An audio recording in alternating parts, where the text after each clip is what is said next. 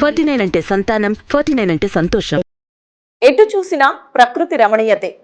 కొండా కోనల మధ్య ఎగసిపడే నీటి పరవళ్లు, మనసుకు హాయి గొలిపే సుందర దృశ్యాలు, కనుచూపు మేర పచ్చదనం, గుట్టలపైనుంచి దూకుతూ సవ్వడి చేసే నీటి సరాగాలు, ప్రకృతి ప్రేమికులు పరవశించిపోయే అందాలు రారమ్మంటూ స్వాగతం పలుకుతున్నాయి.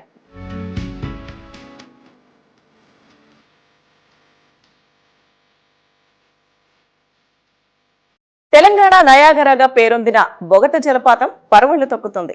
ఎగువన కురుస్తున్న భారీ వర్షాలతో ములుగు జిల్లా వాజేడి మండలంలోని బొగత జలపాతం కనువిందు చేస్తుంది. కొండలు, కోనలు, వాగులు, వంకలు పొంగి పొర్లుతున్నాయి. ఈ క్రమంలో బొగత జలపాతానికి వరద ప్రవాహం పెరిగింది. వానలు కురుస్తూ ఉండడంతో బొగత జలపాతం పర్యాటకులకు మరోసారి సందర్శనీయ ప్రదేశంగా మారింది.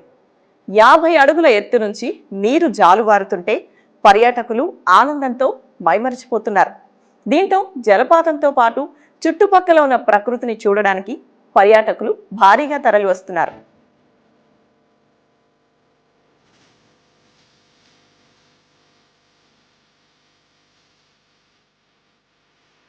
బొగత జలపాతం సరికొత్త అందాలతో అలరిస్తోంది.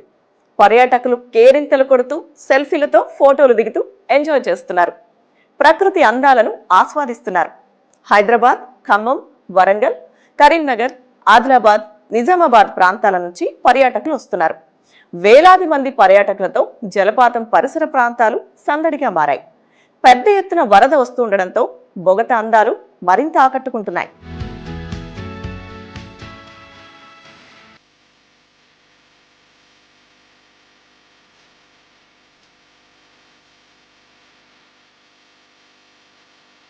బొగత జలపాతం చేరుకోవాలంటే 163 జాతీయ రహదారి వయా ఏటూరు నాగారం మీదుగా చీకుపల్లి గ్రామం వరకు వెళ్లాలి.